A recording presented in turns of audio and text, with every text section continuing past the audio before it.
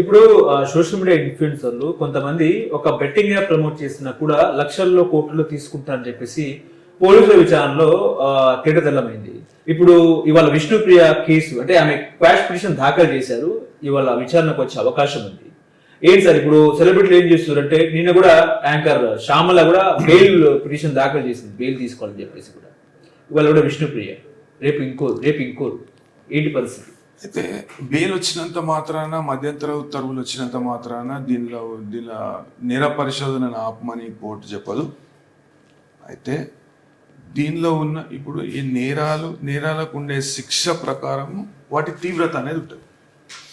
ఇవాళ మనం కాజ్ లిస్ట్లో ఒక 2 క్రిమినల్ పిటిషన్స్ ఆమె విష్ణుప్రియ దాఖలు చేసినట్టు మనకు కనబడుతుంది. అయితే ఒకటి ఏంటంటే మియాపూర్ పోలీస్ స్టేషన్లో పెట్టిన కేసు, ఒకటేమో పంజగుట్ట పోలీస్ స్టేషన్లో పెట్టిన కేసు. ఇంతకు ముందు కాల కొంతమంది ఇన్ఫ్లుయెన్సర్స్ వేయడం జరిగింది. నేను అప్పుడు కోర్టులోనే ఉండే, నావి వేరే కేసెస్ ఉంటే అదే కోర్టులో నేను ఉండడం జరిగింది. అయితే కోర్టు మధ్యంతర ఉత్తర్వులు ఇయ్యడానికి నిరాకరించింది వాళ్ళ విషయం. అదే మళ్ళా పునరావృతం అవుతుంది. ఇంకొకటి ఏంటంటే ఇవాళ చాలా దురదృష్టకరం, ఒక అడ్వకేట్ని మర్డర్ చేయడం జరిగింది. కోర్ట్స్ అన్ని బాయ్కాట్ని అడ్వకేట్స్ మొత్తం తీర్మానం చేశారు మేము కోర్ట్స్కి వెళ్ళొద్దని. చాలా దారుణం. ఆ అంశం మీద మళ్ళీ మనం మాట్లాడుకుంటే కానీ సందర్భం వచ్చింది కాబట్టి చెప్తున్నా. పాపం ఒక అడ్వకేట్ని దారుణంగా చంపడం జరిగింది. ఇట్లా ఘటనలు పునరావృతం అయితే అడ్వకేట్లకు వాళ్ళ మనుగడకే ఇబ్బంది ఏర్పడే ప్రమాదం వస్తుంది. అయితే దీనిలో ఇవాళ రెండు పిటిషన్స్ మనకు కనబడుతున్నాయి. అయితే దీంట్లో కూడా అదే విధంగా ఎట్లయితే వేరే ఇన్ఫ్లుయెన్సర్స్ విషయంలో మేము జోక్యం చేసుకోము అని చెప్పిందో ఈమె విషయంలో కూడా అదే చెప్తుందని నా అభిప్రాయం. ఓకే, ఇప్పుడు ఒక హైకోర్టు సీనియర్ అడ్వకేట్ గా ఈ బెట్టింగ్ మాఫియా వెనుకాల ఉన్నది ఎవరు, ఏంటి, అసలు ఈ తతంగం ఎక్కడి నుంచి స్టార్ట్ అయింది, మరి ప్రభుత్వం దీన్ని బ్యాన్ చేస్తుందా లేదా అంటే ఏం చెప్తారు సార్? ఆల్రెడీ నిషేధం విధించింది వివిధ చట్టాల ద్వారా. ఇప్పుడు ఇది సాంకేతికతను అడ్డం పెట్టుకొని కొంతమంది చేస్తున్న వ్యవహారం.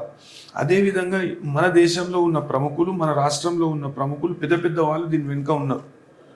అయితే ఇప్పుడు ఎవరైతే ఇన్ఫ్లుయెన్స్ చేసి లేకుంటే ప్రమోట్ చేసిన వ్యక్తుల మీదనే నేను కేసు పెట్టడం జరిగింది. ఆ వ్యక్తులు కూడా వెనుక ఉన్న వ్యక్తులు పూర్తి స్థాయిలో వాళ్ళకు సహకరించి అగ్రిమెంట్ల ద్వారా వాళ్ళకు సహకరించి ఒక చైనీస్కు కౌంటర్ పార్ట్ లాగా, మీడియేటర్ లాగా, లేకుంటే ఈడ ఒక అనుబంధ సంస్థ లాగా వ్యవహరిస్తున్న వ్యక్తులను తప్పకుండా నేను కోర్టుకు లాగుతా. కోర్టులో వాళ్ళకి శిక్షలు పడేటట్టు నేను చేస్తా. ఓకే, కొంతమంది సోషల్ మీడియా ఇన్ఫ్లుయెన్సర్లు అంటే హర్ష సాయి లాంటి వాళ్ళు కానీ, అయితే బన్నీ సన్నీ యాదవ్ లాంటి వాళ్ళు కానీ, ఇమ్రాన్ ఖాన్ లాంటి వాళ్ళు కూడా వేరే దేశంలో ఉన్నట్టు కూడా వార్తలు వస్తున్నాయి, దుబాయ్లో, పాకిస్తాన్లో అని చెప్పేసి. వాళ్ళ పోలీసులు లుకౌట్ నోటీసులు జారీ చేసిన అందుబాటులో రాని పరిస్థితి. నెక్స్ట్ ఏం చేస్తారు సార్? వాళ్ళది ఏంటంటే ఇది ఆర్థిక నేరం. అయితే సోషల్ మీడియా ఇన్ఫ్లుయెన్సర్స్ ఆ రేంజ్ దాకా పోగలిగినరా పోలేదా అని ఒక విషయం సాంకేతికత ద్వారా అది ప్రూవ్ అవుతుంది. సైబర్ క్రైమ్ పోలీసులు దానిలో మొత్తం క్షుణ్ణంగా పరిశోధన చేసి వాళ్ళకు ఒక అభిప్రాయానికి వస్తారు. అయితే వీళ్ళు చైనా కేంద్రంగా థాయిలాండ్, కంబోడియా, మయన్మార్లో మొన్ననే పాపం చాలా మంది ఇండియన్స్ పసాన్సే వాళ్ళను రిటర్న్ బ్యాక్ తీసుకురావడం జరిగింది. అదేవిధంగా శ్రీలంక, ఈ దేశాలను కేంద్రంగా చేసుకొని చైనాకు చెందిన కొన్ని సంస్థలు నడిపించే యాప్స్ ఇవి. కొన్ని 10,000 నుండి 20,000 కోట్ల రూపాయల జిఎస్టి, 10,000 నుండి 20,000 కోట్ల రూపాయల ధనం అటు తరలిపోతుంది.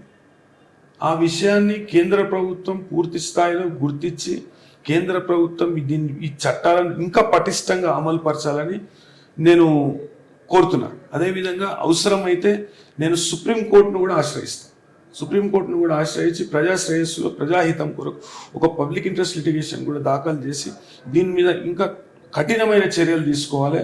ఈ సైబర్ పోలీస్ అంటే సంఖ్యాపరంగా తక్కువ ఉన్నారా, ఈ వనరులు మనకు తక్కువ ఉన్నాయా, లేకుంటే ఏ విషయంలో మనం వెనుకబడుతున్నాం ఈ సైబర్ క్రైమ్ను నియంత్రించడంలో, దాని మీద ఒక మంచి విశ్లేషణ జరగాలి. విశ్లేషణ జరిగి ప్రభుత్వం కూడా పూర్తి స్థాయిలో, రాష్ట్ర ప్రభుత్వాలు, కేంద్ర ప్రభుత్వం కూడా దీని మీద దృష్టి సారించి సంయుక్తంగా చర్యలు తీసుకునే విధంగా ముందుకు పోవాలి. అప్పుడే మనం దీన్ని అరికట్టగలుగుతాం, నివారించగలుగుతాం.